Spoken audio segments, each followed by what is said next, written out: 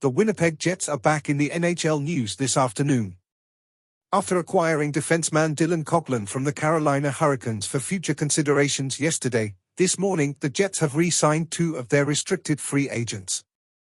David Gustafsson signed a 2-year contract with an average annual value, AAV, of $835,000, while Logan Stanley is also returning on a 2-year deal, with an AAV of $1,250,000. Jets fans are still waiting for the team to make a big move this offseason, including what they will do with forwards Nikolai Ehlers and Rutger McGroarty. Before today, the Jets made 6 signings and 1 trade in the offseason, but most, if not all of the players involved are considered as depth pieces. While Gustafsson and Stanley played a notable amount of games for the Jets last season, they might also be considered as players to help with the Jets' depth. There's still some big questions the Jets will need to answer this offseason, but the extensions of Gustafsson and Stanley were one step in their overall plan. Beginning with David Gustafsson, the Jets' second-round pick from the 2018 NHL Draft. The 24-year-old from Sweden might be the Jets' fourth-line center in the 2024-25 season because of the impact he made in the lineup last season. The style of play that Gustafsson plays can be described as sound, and he's that two-way center that most teams have in the bottom 6. There may be some upside to Gustafsson's game still, and he looks to continue to prove himself in the Jets lineup with whatever role he may be given. Shifting over to Logan Stanley, who is best known around the NHL as being one of the tallest players in the league.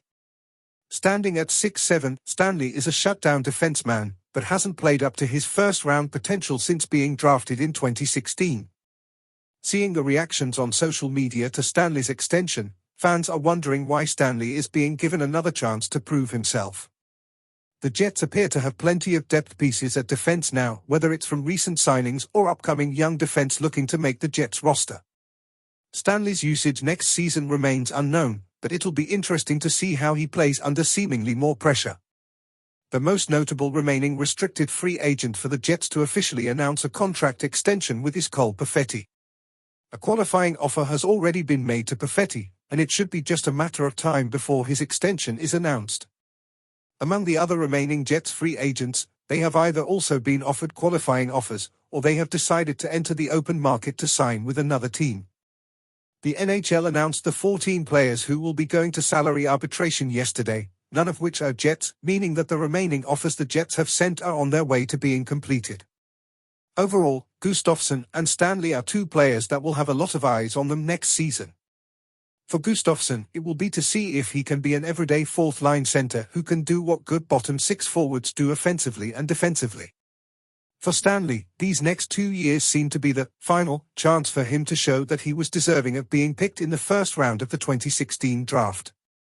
His size is his best strength, and if Stanley uses his size to be an effective defender and one who plays that strong shutdown role, then there should be a spot in the lineup for him moving forward. The NHL offseason is still in its early stages, so we'll have to wait and see what the Jets' next move is now that there seems to have been plenty of smaller moves already completed.